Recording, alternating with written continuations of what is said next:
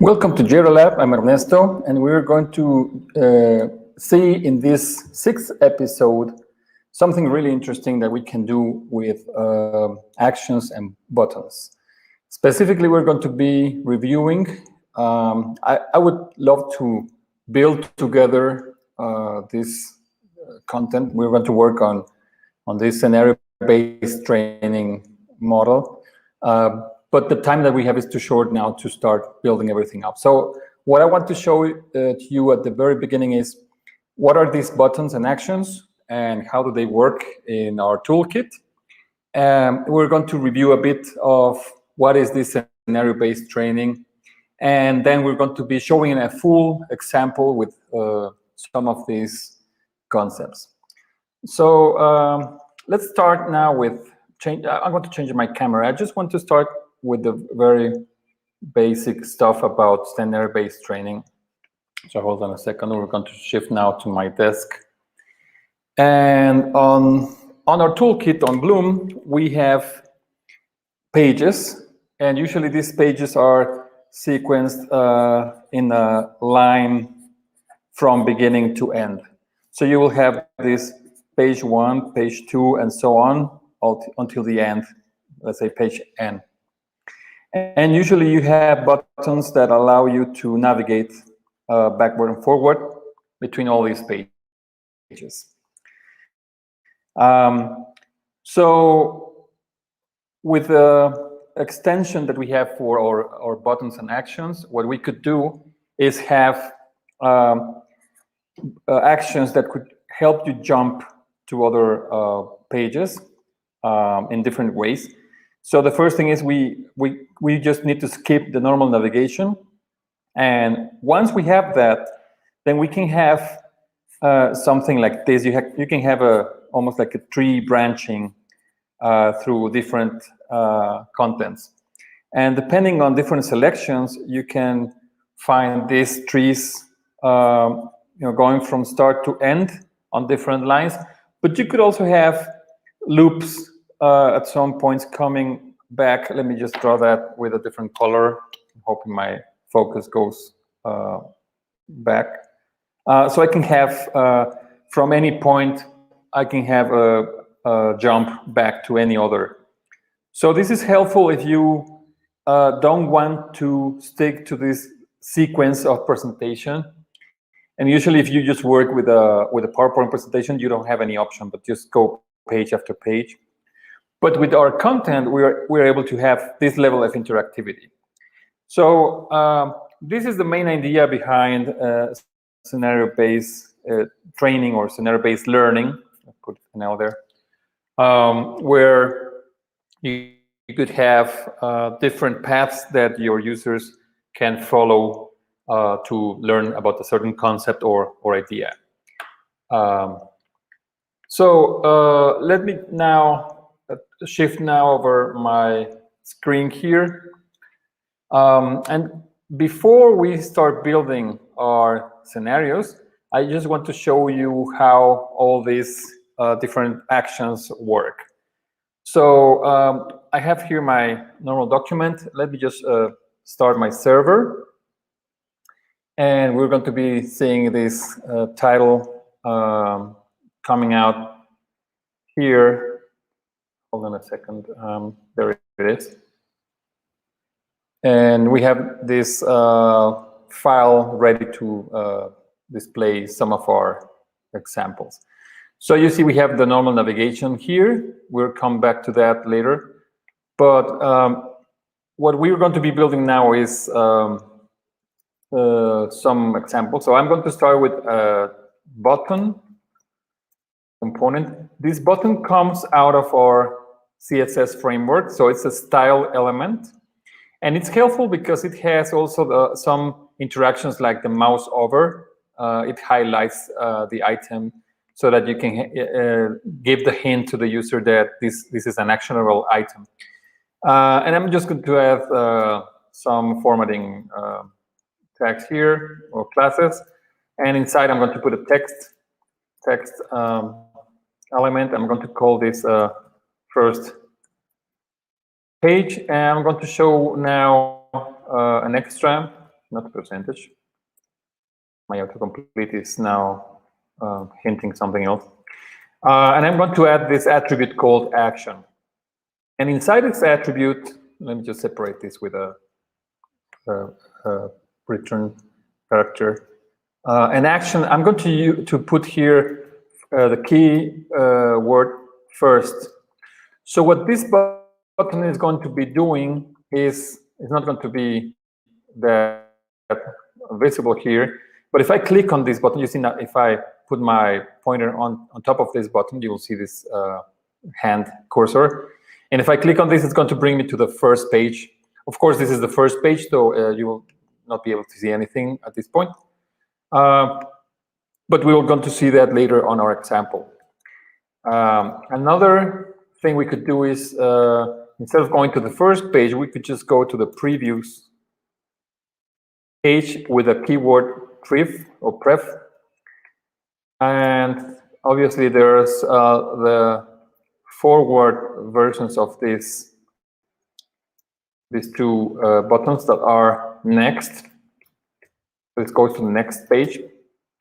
And then there's the last page with a keyword last. So you see already that there's all these items that you can use to navigate more freely your content. Basically, these two allow you to put your next or previous buttons anywhere on your layout. You don't need to go down to the page like we're doing now with these navigation buttons here by default, but you can put them anywhere.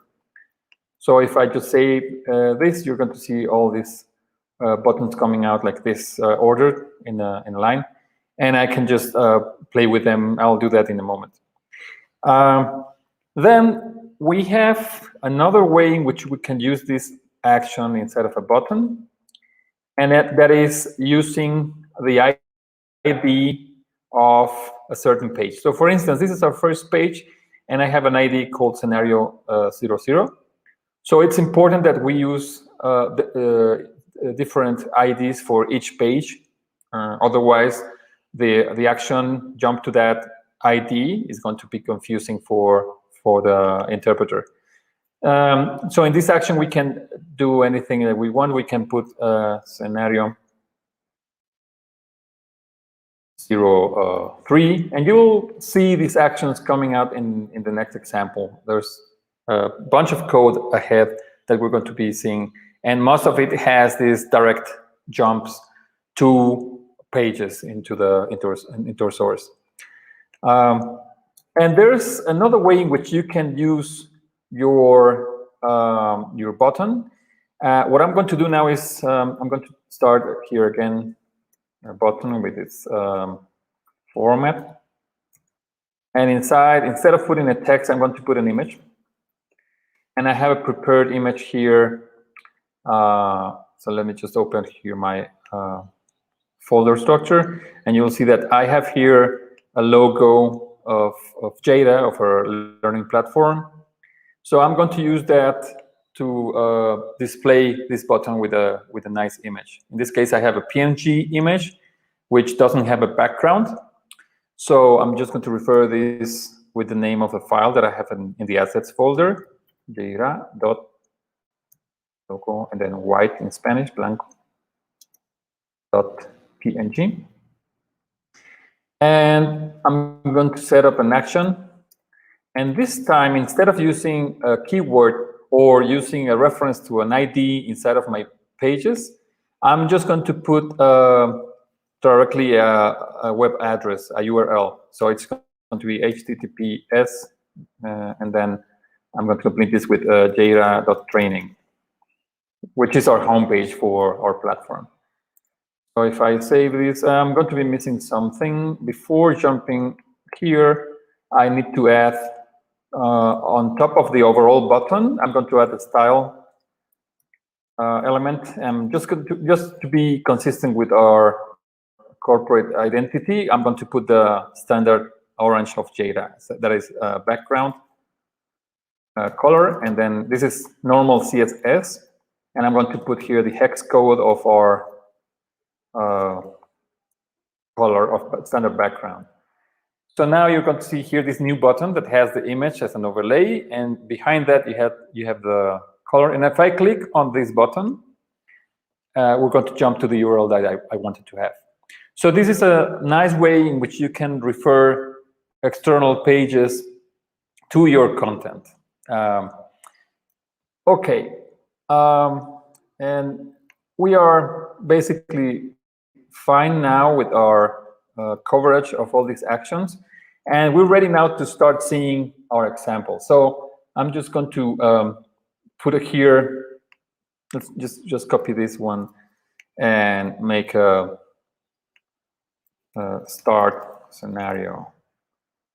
And I'm going to jump to the next scenario one, the next page, basically. And now, if I click on this, the effect is going to be jumping to the next page. You will see this example. We're going to show a case where you have a scenario-based training for dealing with an angry customer. So if I restart, I can show you that the next action here goes to that same page, the second page that we have, number 01.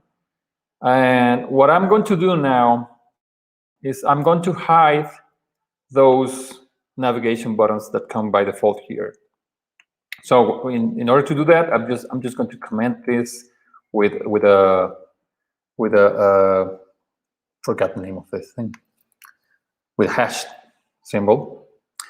And I'm going to save this.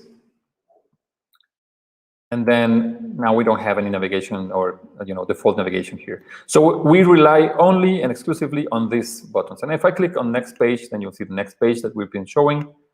And nothing else. No way of getting out of this page unless we provide some way of navigating inside that.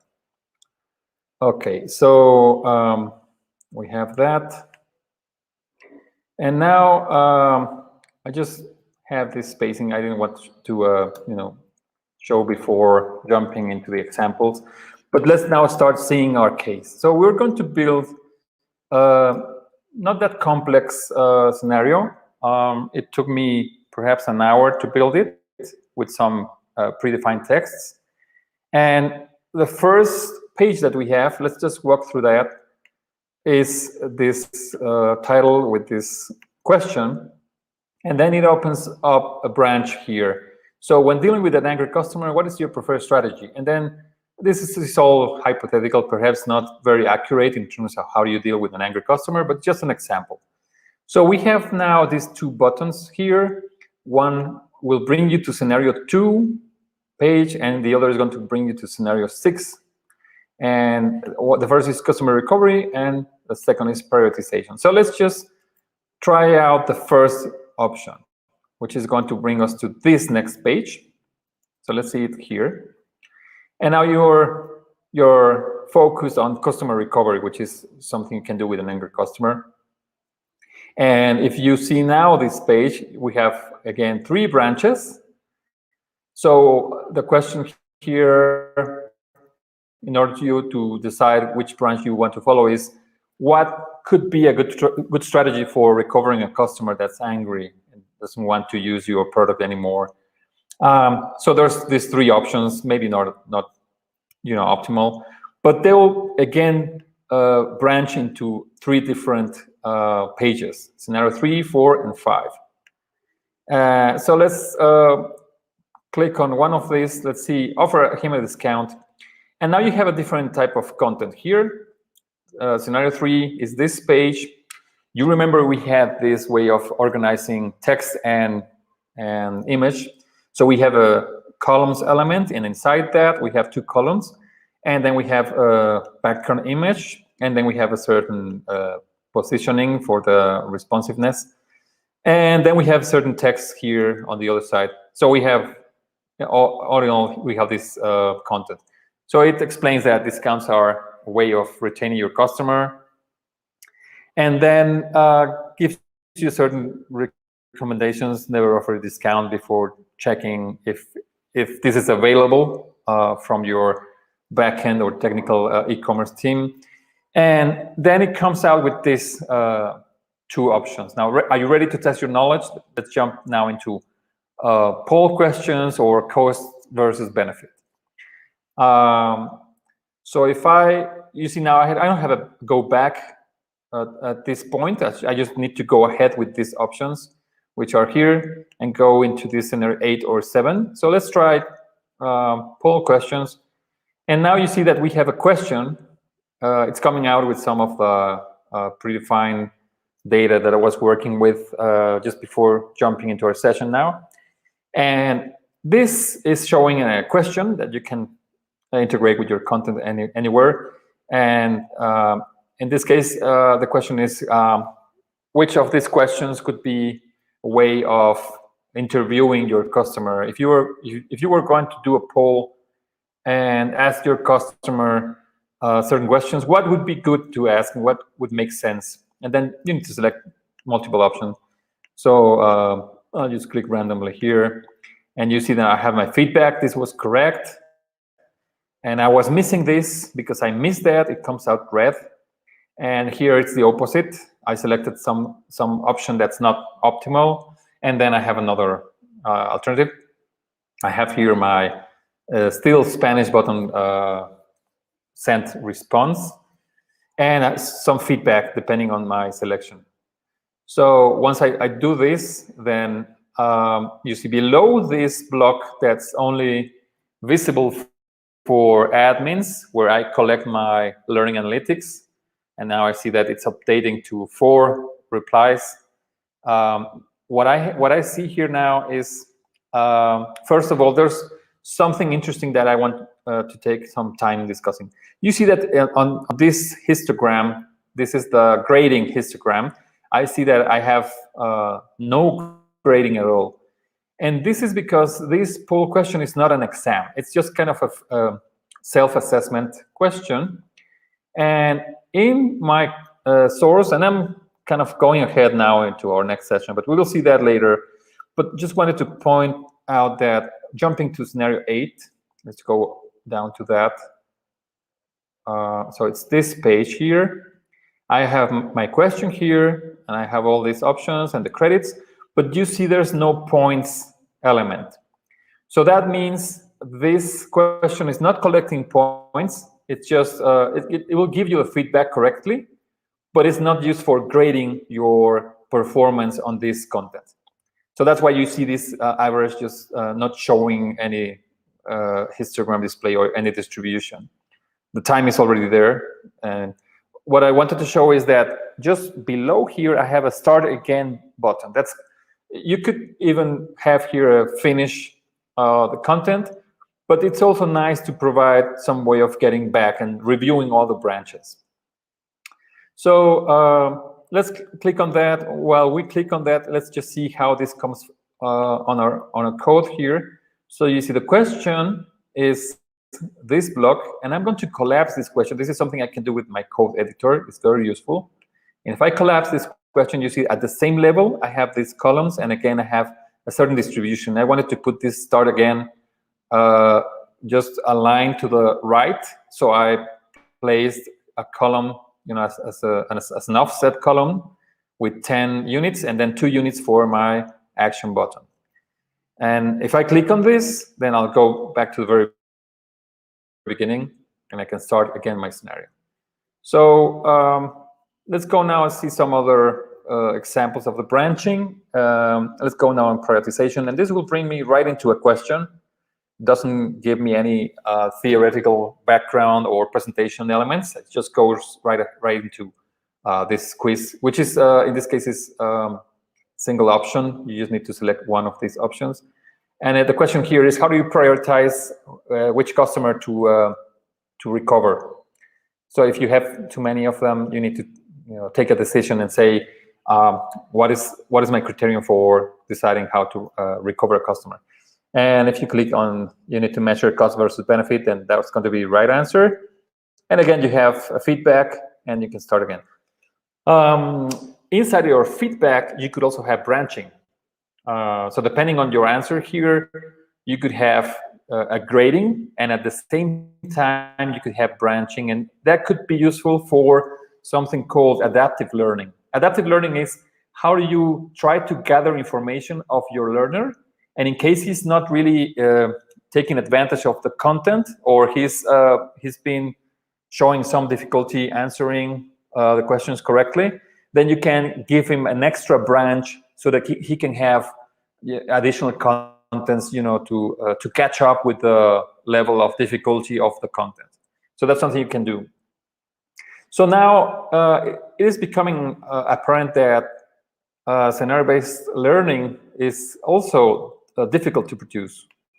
So if you have just a single branching, no looping, and you don't offer a chance to return and see other alternatives, then the problem is your users are going to be missing some of your content. Maybe it's just fantastic content, but it's not visible every time or for all users.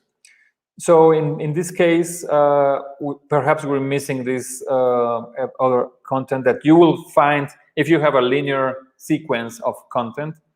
And for that, it could be a lot of effort producing this type of scenarios, and eventually, not that much of time that your learners are spending on the content itself. So that's where you need to find a balance and figure this kind of a trade-off between using normal linear presentations and branched presentations. So again, this is another question, and you see that most of it has the same structure. If we just go through that, you'll see that everything has a certain action here, a button, and you have this text and actions. And the only thing that differs is you have different types of content, obviously, and layouts. So there's not much to review specifically. So one important thing would be to analyze your content to find out if you don't have any dead ends. So imagine that you're having this different content. Sometimes you want to have these options and be able to come back. So let's try something now. This is the starting point actually for us. So when I go to any of the options and I click on them and start again, this is bringing me, let me just search for start again. And you'll see now this is pointing at a certain button that has an action. So maybe I don't want to have this first page because it's being used for our initial display of options for actions. And I just want to go to the next scenario. So I'm going to change that. And let's just remember that our first page where the actual scenario starts is scenario 1. So let's go again here. And I'm going to do something to select all of these start again options at once. So I just select all of this text here, and I'm going to use Command D. And with Command D, what I'm going to do is I'm selecting multiple elements at the same time. Now I have them all selected. You can see on this side that there's 3 questions that have this kind of loop into the first page, or first page for the scenario, after all. And I'm going to now use my editor to change this to scenario 01, which is our actual first page. Once I save that, the whole content gets reloaded. And if I start my scenario here, and let's just go to this that has a button right away, it comes back to the proper page. So testing a scenario-based content is also tricky because you need to traverse all of the different options. If I remember well, I didn't see this exact image. This is the first time I click on this. So just to show you, this is another thing that you could do. If you have an angry customer and you don't have many of them, you don't want to address their problems statistically, you could even call them and start asking a bit more about their problems. How do they feel about the product? How do you can make them feel better? And this could be a better option than just sending a poll question or trying to do an analysis of cost benefit. So you see, then we have this type of presentation, and if I don't do my testing thoroughly and go through all the options, I could miss seeing something that's broken. For instance, I want to make sure that when I click on poll questions, I go to the proper page, and then if I take the other alternative, cost versus benefit, I go to the proper page again, and I can start again. So it's important that you keep track, perhaps by using a graph that, like the one I showed you at the very beginning, you keep track of what's happening with your scenario, and you are able to test all of these alternatives. So great. I'm going to store this as it is. It's going to be on the repository. If you want to have access to this repository, it's in GitHub. Let me just remind you that this is located on one of our repositories at Yeira, and I'm going to post on LinkedIn the proper address so that you can go and get the examples if you want. But in the meantime, the other way in which you can gain access to all this is if you open a platform with us. I'm going to show my beautiful banner here. You just need to go to Yeira.training or www.yeira.training and open an account with us, or just once you have your account open, you can send us an email to hola@yeira.training, and we'll be more than happy to send you a copy or point you in the right direction to get your access to the toolkit. So great. As you see now, we have a bunch of features that are really useful if you want to produce your own contents with our toolkit, with our Yeira toolkit. And we're pretty complete now in terms of how do we present content. So we basically just covered every option that we have for what is called expositive content. For the next session, we're going to start moving into, and we've seen already some examples, lots of questions already, but we're going to see a couple of them more. So we're going to move to evaluative contents. And within evaluative contents, we're going to explore the alternatives that you can have for your toolkit. So after we review all these questions, we'll be able to produce this mixed kind of contents. We've done that already, but it's interesting now to combine all of the characteristics of evaluations together with exposition elements, with presentations. And eventually, if you have any idea that you want to see, perhaps we can have a session where you just bring some of your challenges and say, I would like to see some kind of content that works in this way. How do we work with Yeira in producing this? So send your challenges, just send me a message, and I'll pick a couple of them. And maybe we can dedicate, right at the end of our YeiraLab first season, kind of an exploration of these challenges and see how we could build those examples with our toolkit.